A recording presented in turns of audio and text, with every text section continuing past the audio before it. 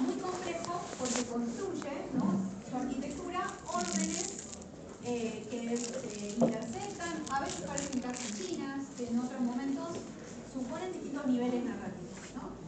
Hacer un trabajo de narradores, por ejemplo, o que saben los narradores en el Quijote, es algo que a lo que se dedican muchos cervantistas, a veces es el tema de investigación de sus vidas. Solo trabajan con narradores, o solo trabajan con géneros, ¿no? Ese es el otro gran problema, ¿no? Solo trabajan con elementos que vienen de esos marcos narrativos previos, ¿no? Esta forma muy compleja de narración se va a simplificar en la segunda parte. ¿Por qué? Porque en la segunda parte van a aparecer, va a haber obviamente aventuras, porque los personajes son protagonistas. Tenemos a Sancho, a Don Quijote y a Sancho. Don Quijote sería el protagonista y Sancho viene a ser una especie de deuteragonista, como lo es los escuderos de las novelas de caballería occidentales, ¿no?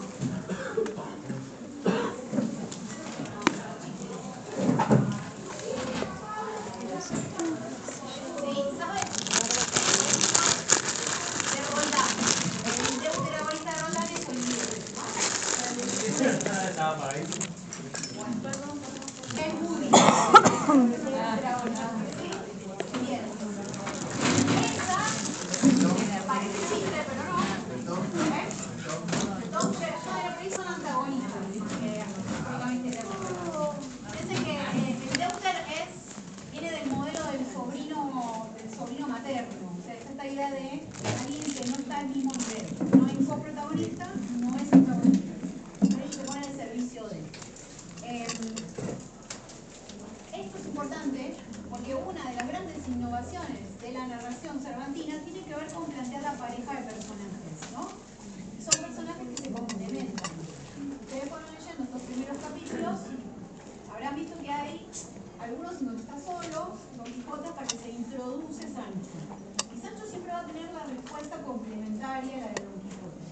Si Don Quijote está en medio de una fabulación, típica del esquema, ver una cosa y percibir otra, y que le hace el que le va a decir: fíjese, señor, que en realidad lo que usted está viendo no es así, es el que lo baja a las respuestas más materiales, ¿no?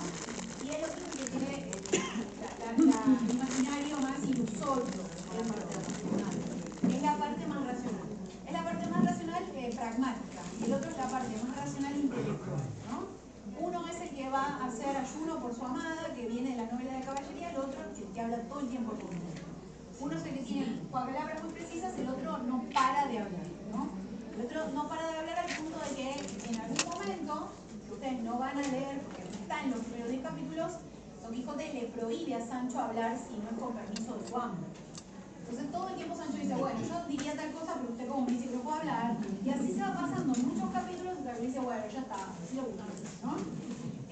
Y esa lógica después va a ir transformándose, pero es innovación cervantina. Cuando decimos Toy Story, bueno, hay cervantistas que hacen el análisis, la relación entre Toy Story y el Quijote, en función de cómo esa pareja, que para nosotros es algo que vemos en muchos relatos, en realidad tiene su origen ahí. Tiene antecedentes, por supuesto.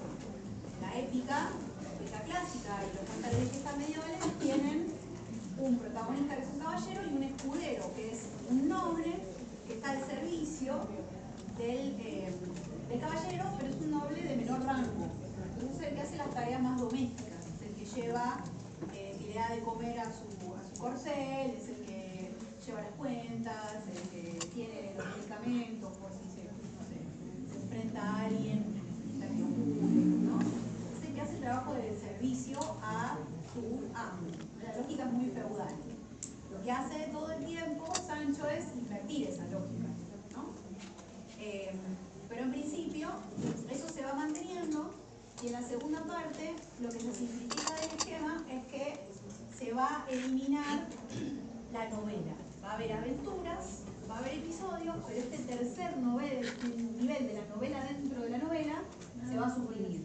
Porque lo que va diciendo a lo largo de la segunda parte, 1615, varios personajes, es que fue muy criticado por haber metido esa novela dentro de la novela. ¿Por qué? hacerlo tan complejo, era la crítica que se les hacía, ¿no? La segunda parte tiene esa simplificación, pero tiene otras complicaciones. Por ejemplo, que en los episodios de aventuras, los personajes van a ser separados. Entonces vamos a tener aventuras de Sancho y aventuras de Don Quijote. Porque les tienden una trampa bastante cruel y los dejan por separado. Y la segunda parte, además, es una venganza contra el Quijote apócrifo. Entonces, todo el tiempo hay referencias a ese otro Quijote falso. Y eso es como un juego de ficción adentro de la ficción. Porque la segunda parte, que es más simple estructuralmente, pero tiene otras complejidades, la primera parte circula como libro. O sea, los personajes de la segunda parte leyeron la primera. Entonces, cuando se lo encuentran a Don Quijote, dicen, este es el tipo que se cree caballero. Entonces hay una gran cantidad de personajes que buscan reírse de él, tenderle trampas, porque ya saben que él es ese que aparece en el libro. Entonces circula la primera parte cervantina y hay un determinado momento en donde empieza a aparecer también noticia de que hay otro libro que se está leyendo, pero que es apócrifo, que está escrito por un autor falso.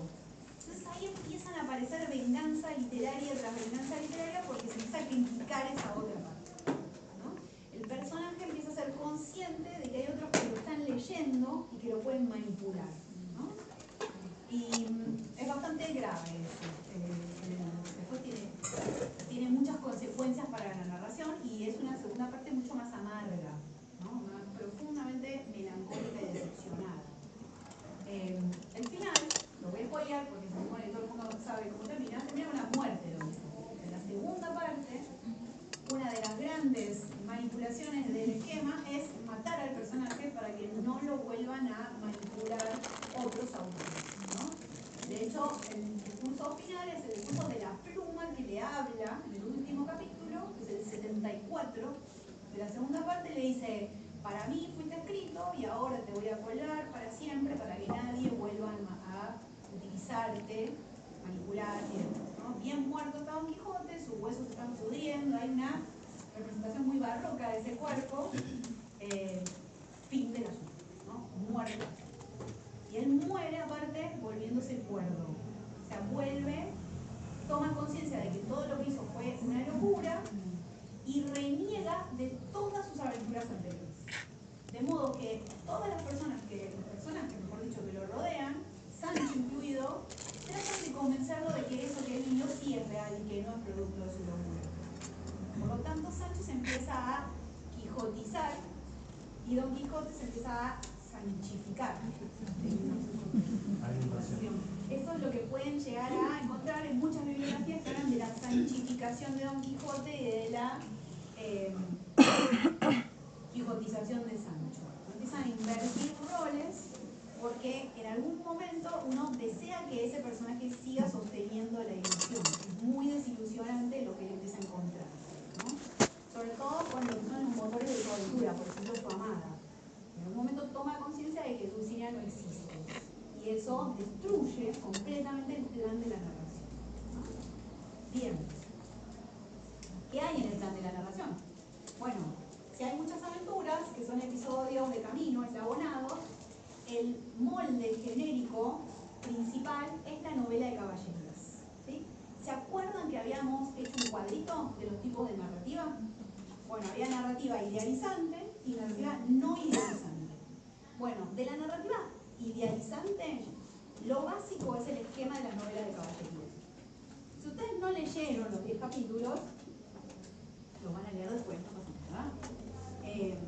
Tal vez no lo lean para la semana que viene, porque es parcial. Bueno, después del parcial no veremos particularmente el Quijote.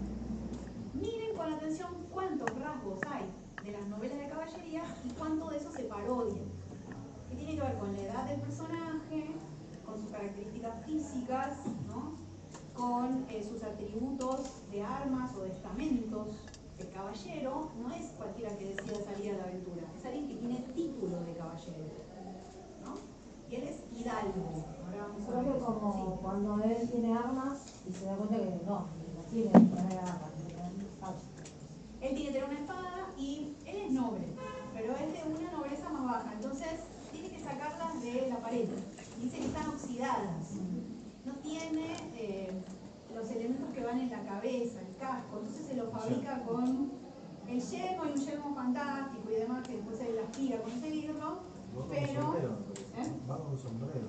lo que hace es primero se construye algo con cartón, ¿no? Entonces empieza a hacerle como a remendar un poco todo. Fíjense que la tiene también, porque es muy viejo para la media, no tiene el cuerpo ni las habilidades que debería tener un caballero y no tiene título tampoco. Él es hidalgo, no es caballero, ¿no? Entonces ahí ya hay un elemento ya de arranque que hace imposible la aventura. Después, más adelante, ustedes van a ver que la lógica siempre es la misma. Él llega a un lugar o en un camino, se encuentra determinadas cosas o personajes y él asume que son parte de ese imaginario de las novelas de caballerías, que dijimos que son altamente idealizados. Entonces, el otro va a ser un caballero siempre, aunque sea, por ejemplo, un mercader, que es un personaje muy desidealizado. Entonces, el choque entre expectativa y realidad va a generar un caso de violencia aparte de comicidad, ¿no? Va a ver en el capítulo 3 ya llega a una venta y cree que es un castillo. Y cree que el ventero es un castellano, ya es el dueño del castillo, y que lo va a recibir bien. Y los venteros tenían mucha fama de embusteros, de gente que vendía comida y después que no estaba en el estado que correspondía, que eran ladrones, ¿no? Gente de camino. Entonces, ese contraste y esa degradación está todo el tiempo presente, ¿no? Cuando llega a la venta, las mujeres que lo van a asistir, él cree que son damas, princesas, y son prostitutas en realidad.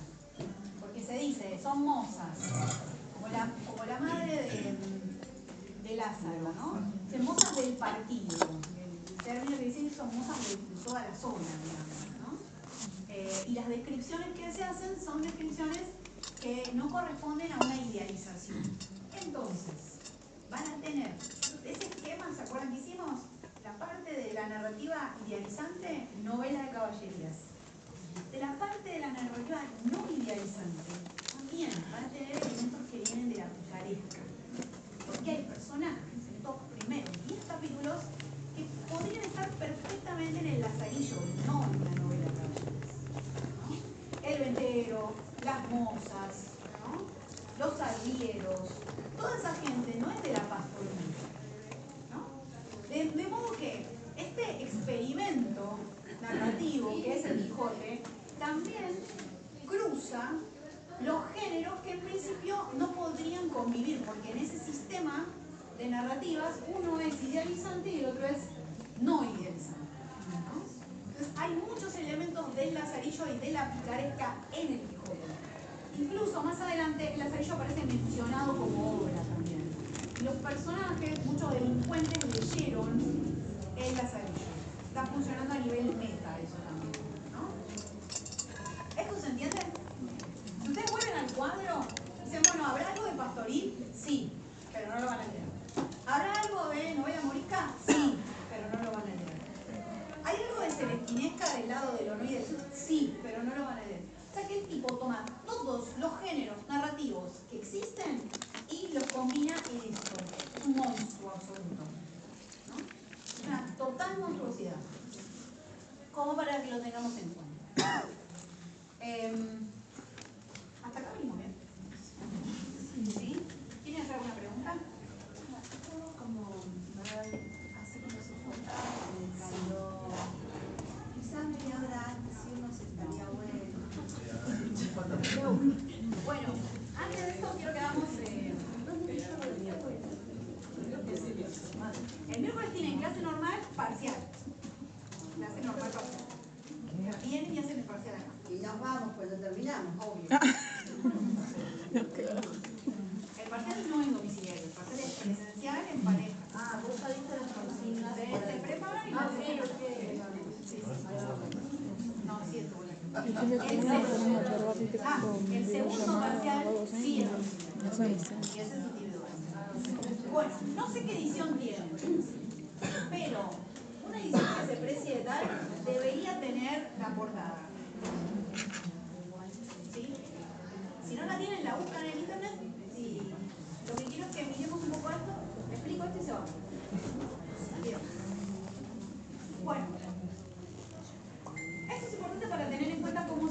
explicaba, porque lo que les estoy contando es una obra muy compleja, ¿no? ¿Y cómo puede ser que haya sido tan compleja y que en ese momento sea entendida como una obra de burlas, con poca densidad filosófica, poca seriedad y demás? Bueno, porque hay elementos que aparecen en el paratexto, en los paratextos de la época, que nos están diciendo algo, que les decían algo a los lectores de esa época sobre qué iban a encontrarse antes de leer el primer libro, ¿no? A ver, en principio fíjense esto, para entender cómo se parodian esos géneros idealizantes que son las novelas de caballería, ¿no? Nosotros acá lo que tenemos es, como título, el título completo es El ingenioso hidalgo Don Quijote de la Mancha. Bien. Pensemos en esto. Lo primero y principal y más complicado es pensar en un caballero que sea hidalgo. No dice el ingenioso caballero. ¿Más arriba? Gracias. El ingenioso hidalgo. Bueno, ¿qué son los hidalgos? Son un estamento de la nobleza que probablemente sean los de mayor antigüedad. Al punto de que a veces es difícil rastrear cuándo apareció el primer hidalgo de una familia. Pero son nobles asociados a parcelas de tierra, que a veces pueden no ser muy extensas, pero que son valoradas por la antigüedad. Es alguien que es noble desde mucho antes de ese momento en el que está contando la historia. A los hidalgos tienen varios tipos. También se los llama escuderos. Ustedes ya conocen un escudero de otra novela. El de Lazarillo. O sea que Don Quijote y el escudero tienen el mismo estatus social, ¿no? Los caballeros son un estamento más elevado, un título de nobleza mucho más costoso, y en general están asociados con actividades guerreras, pero ya para tiempos de Cervantes, con la vida en las cortes, ¿no? Son gente que disfruta cerca del rey, de los nobles más importantes del reino, de sus bienes, ¿no? Y su estatus social. El hidalgo es una clase muy complicada, es un estamento, mejor dicho, muy complicado porque es nobleza empobrecida.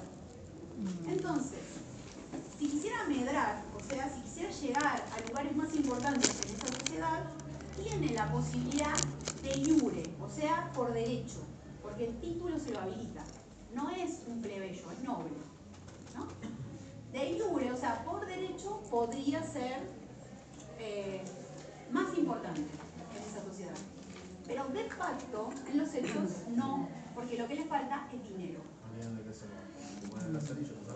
Exactamente. Para el sistema de la honra del que venimos hablando, y que es un valor importantísimo para la cultura española, los hidalgos son un estamento problemático, porque vienen a representar la crisis de valores en sí mismos. Es como un punto ciego del sistema. ¿Tienen honra? Sí. Pero resulta que hay otros, que pueden ser plebeyos con dinero, que logran más cosas que ellos. Una especie de estamento muy antiguo, una nobleza de mucho renombre, pero sin posibilidades de mejora social. Tienen título, pero no les sirve de nada. Tienen título, pero no. Es como Huberto Roviralta cuando se casa con Susana Jiménez. Es como el polista arruinado, ¿no? Bueno, pero eso es de por sí una experiencia muy contradictoria en ese sistema social, ¿no? No es casual que el personaje sea un personaje que está atrapado en esa lógica de la honra y de los estamentos, porque esta sociedad se está transformando y está entrando en una crisis. Y esos sectores son los que más clara dejan esa crisis, ¿no? Viene a representar un pasado caduco, ¿no? Eso es uno de los principales problemas. Y aparte, por una cuestión legal de título, él no podría ser nunca caballero, porque es hidalgo. Entonces, ustedes tienen en la bibliografía, esto lo vamos a ver después parcial, un texto de Rey Asas que estudia la figura del hidalgo en la narrativa del Siglo de Oro. Y él dice que no es casual que Don Quijote y el escudero del Lazarillo aparezcan en esas dos novelas. En el nacimiento de la novela moderna, aparece el hidalgo como personaje problemático. Es el único que puede desencadenar relato como el de la novela moderna. ¿Por qué? Porque los conflictos ahí son conflictos de su época y marcan un conflicto irresoluble, que es el de la sociedad de castas, la sociedad estamental. ¿Se entiende esto? Es muy moderno también como gesto tomar el personaje que no podría ser más que salir de su casa un poquito para convertirlo en algo que él quiere ser más allá de los derechos que tiene o de las posibilidades concretas, que son las del dinero. ¿Sí? Bien, esto ya de por sí hace explotar un poco el cerebro. ¿Por qué? Porque en esto que se podía encontrar alguien en una imprenta, en un lugar donde vendieran libros, el ingenioso hidalgo ya nos dice, bueno, si esto es de caballerías, acá hay un problema, porque el hidalgo no debería nunca ser caballero. El otro problema es el atributo, ingenioso, ¿no? Si uno piensa cuáles son los valores de la épica clásica, un caballero, ¿por qué se distingue en general? ¿En qué sobresale como carácter? Valentía, fuerza, elementos asociados a lo físico. Y de repente, que diga que es ingenioso, también está marcando un desvío con respecto al modelo ético. ¿Sí? Entonces alguien que se la rebusca, evidentemente. Es como cuando te preguntan, o les preguntan, ¿y qué tal es ese chico o esa chica? Y es simpático, es bueno. Uno espera decir, no, está buenísimo, re lindo, qué sé yo. No. Entonces, ¿cómo es este caballero ingenioso? ¿No? Ahí hay un problema. Ahí ya está diciendo algo. Después, el otro problema es el don. Hay toda una discusión en esos tiempos sobre el uso del don como partícula noble. Había mucho abuso, uso y abuso del don, incluso para sujetos que no tenían título. Porque ese es otro problema de esa época. Hay mucha gente comprando títulos, porque cuando quiebra la corona empieza a venderlos. Y los primeros que los compran son gente que está siendo perseguida por algún motivo y quiere probar limpieza de sangre, judíos por ejemplo. Entonces hay una especie de nueva nobleza que se va a oponer a esta de los hidalgos, que es de más antigua, de un cuño más arcaico, y que viene a disputar. Pero el don se lo ponía cualquiera. Entonces la pregunta es, si se lo pone cualquiera, ¿también es un cualquiera? ¿No? Bien. Y después Quijote, hay 400 años de bibliografía sobre por qué no está completo el nombre, por qué deja aquí Quijote abajo, ¿no? ¿Ven que está cortado? Bueno, Quijote es la parte de abajo de la armadura, la que cubre la pierna. En ese sistema de lo que está arriba es superior y lo que está abajo es inferior, fíjense que el nombre también lo está degradando. Exacto, analógicamente es algo que está referenciando partes bajas del cuerpo. O sea que eso también le resta características estereotípicas o por excelencia del caballero, ¿no? Y después está La Mancha. La Mancha es un lugar horrible de España, hasta el día de hoy, ¿no? Puede ser que ahora sea un poco más bello, pero es rústico y rural. Y las novelas de caballerías en general trabajaban con una dimensión idealizada del espacio geográfico. Por lo general eran reinos que no existían o lugares que sonaban para los conocimientos geográficos de esa época como muy distantes. Por ejemplo, Grecia, ¿no? Entonces, Amadís, que es el modelo que va a seguir, Amadís de Gaula. Gaula es un lugar fantástico. Bueno, acá hay otro desvío paródico. Porque no estamos yendo a otro lugar idílico o inexistente o exótico, sino de repente estamos yendo a La Mancha, que es un lugar bastante feo. Es como cuando alguien dice, no sé, bueno, Dulcinea es del Toboso, y el Toboso también ya suena mal, ¿no? Es un lugar como cuando uno dice, no sé, Jennifer, claro, Jennifer del Estero. Fíjense el trabajo que hacen ahí, día aquí. Bueno, esta idea de repente es como una especie de degradación en el vínculo con ese espacio, ¿no? Ese locativo. Y aparte, La Mancha hace todo un juego simbólico con la idea de la mancha de sangre. Porque en La Mancha había muchos judeoconversos. Entonces la pregunta también es, ¿hay cosas que hace este personaje que son de judío? Sí, hace un montón. Y es la población en esa época también. Entonces, fíjense cómo la mancha va llevando a un universo simbólico muy complicado, que encima tampoco tiene una muy clara locación, porque el narrador cuando empieza dice en un lugar de la Mancha de cuyo nombre no quiero acordarme, y ahí ya empezamos a desconfiar de todo lo que dice, porque no quiere referir un dato preciso. Bueno, y otras cosillas que no diré como en Lazarillo. La técnica ahí está muy aceitada, ¿no? Bueno, después se dirigió al duque de Béjar.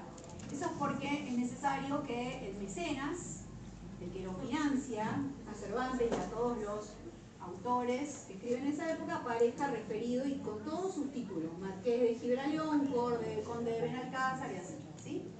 Bien, y abajo dice con privilegio en Madrid por Juan de la Cuesta. Juan de la Cuesta es el imprentero, es el de la casa que imprime, y con privilegio quiere decir que tiene privilegio real, o sea, permiso del rey para ser publicado, ¿no? Bien, el problema está acá también. Esto es un emblema. Los emblemas son un género en sí mismo en el siglo de oro. Consiste en un dibujo, que en general es de tipo alegórico, con una frase o lema que suele estar en latín o en alguna lengua clásica y que tiene un vínculo simbólico con esa imagen que ya de por sí es simbólica, ¿no? La gente en ese periodo tenía muchísimas más habilidades para poder interpretar de dónde vienen esas imágenes y qué relación tienen con el lema. Pero en principio, lema y la imagen en sí no tienen un vínculo de equivalencia. Hay un significado extra que se saca por la relación entre lo verbal y lo icónico. ¿Se entiende? Sí, lo que podemos sacarlo. Hay muchos emblemas.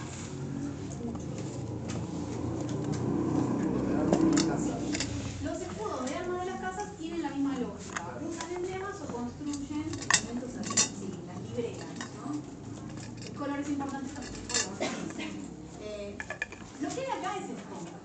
Hay un ave y un león, ¿no? Hay un ave y un león. Y alrededor una frase que dice: Pos tenebras spero lucem. Una de casa, sí. El lema del Quijote es: Pos tenebras spero lucem. Del latín quiere decir: después de las tinieblas espero la luz. Bueno, un par de cosas. El ave es un ave de casa, pero está en su percha, digamos, ¿no? Está en posición de reposo, apoyada en el soporte de donde descansa. Las aves, sobre todo esta, parece una ave fénix también, ahora vamos a ver eso. Estas aves en general, cuando aparecen, tienen que aparecer en una posición majestuosa, con las alas abiertas. Entonces es un emblema raro porque está en reposo el ave. Exactamente, ¿no? Entonces hay algo que nos está diciendo este emblema de que es que estos elementos que están acá van a estar corridos de su eje. Están en una posición incómoda, ¿no? ¿Alguien me cerró la puerta allá adelante? Bueno, el león sigue la misma lógica. El león es rampante. Si ustedes piensan en los escudos de armas de las casas, están con las garras en alto, con la boca abierta, ¿no? Las fauces y las garras son símbolo de fiereza. Bueno, acá no. Está recostado como si fuera un perrito, ¿no? Entonces está todo el tiempo jugando con eso. El otro elemento es que si esto es un ave fénix por algo de la cola y por algunas lecturas que se hacen, el ave fénix en la antigüedad es símbolo de resurrección. Pero en el Renacimiento y ya en la Edad Media, cuando se cristianiza, se lo piensa como símbolo de quién, si es de la resurrección. Exactamente. ¿Y el león? ¿No es símbolo de Cristo también? El león también, el león de Judá es Cristo, ¿no? Entonces fíjense como analógicamente está todo el tiempo refiriendo imágenes de majestuosidad, de muerte y de resurrección. Sí. No, pensaba que también a mostrar animales que solamente están en movimiento, que esto también puede ser un símbolo de la de esa inmovilidad del título y de él mismo, o sea que es una persona vieja. Ok, Sí, bien. yo me hice lo mismo. Muy bien. Está todo echado, como que Exacto. nada se está moviendo. De repente es algo que está en una fase de decadencia, si quieren, en inmovilismo. Hay una idea bastante decepcionante de esto. Uno espera majestuosidad y de repente encuentra como una fase de retracción de estos animales, ¿no? Claro, porque aparte una vez es un animal de vuelo. Exacto. Y el león es fiero y ataca. Y no hace ninguna de las dos cosas, ninguno de los dos animales. Claro, de verdad representa algo que no va a tomar ni vuelo ni algo que no es fiero. No están en su máximo esplendor. Es una excelente observación. Muy bien. O sea, esto es lo que veía la gente cuando iba a comprar el libro. O sea, había algo de este texto que decía, guarda porque ya desde la portada esto no es lo que ustedes esperan, ¿no? Y a eso súmenle la frase. Post tenebras espero lucem, quiere decir después de las tinieblas espero la luz, y eso viene del libro de Job, del Antiguo Testamento. ¿Quién me cuenta quién es Job? Dejó todo por muchas cosas. Es que entró en la ballena, en la boca de la ballena. En la boca de la ballena, sí. Que él quería Igual escapar fue de fiel sí siempre a mismo. Dios. Nada, eso. Job es el más fiel de los siervos de Dios, ¿no? Entonces Dios y el diablo se juegan una apuesta. Vamos a hacerlo pisar el palito para que reniegue de vos. Entonces, le enferman el ganado, le matan la mujer, le matan los hijos, se queda sin nada. Pero él persiste siempre, porque siempre espera la luz después de la tormenta, ¿no? Entonces, otra vez aparece esta idea de, bueno, esto ahora está en decadencia, pero luego va a venir algo, es bien barroca esta idea, ¿no? Esto es lo material, pero hay una vida, hay una luz, hay algo que ya luego que va a contrastar y va a superar esa experiencia. Esto, ¿les parece que es algo que uno puede decir, lo que voy a encontrar luego, después de esta página es liviano, es ligero? No, está jugando todo el tiempo con las expectativas, ya desde la portada. Hay gente que dice, bueno, este es el lema del imprentero, o sea que la casa de impresión de Juan de la Cuesta le imprime este lema a todos los libros, no solo a los de Cervantes. O sea, este lema está en el resto de sus obras y también está en otras. La pregunta es esta. ¿Valdría la pena analizar esto como parte de la obra si en realidad no depende del autor? Y ahí hay dos respuestas posibles. La primera es que los libros de caballerías tenían emblemas, pero no eran de la casa de impresión. En los emblemas aparecía un caballero con una lanza montado en su caballo. Bueno, acá hay una decisión de poner esto, ¿no? Y la otra es que en la segunda parte de Quijote, esta frase aparece dentro de la novela. O sea que hay un juego del autor con estos elementos. En un momento se menciona la frase así tal cual. Post tenebras. Confirma que es deliberado.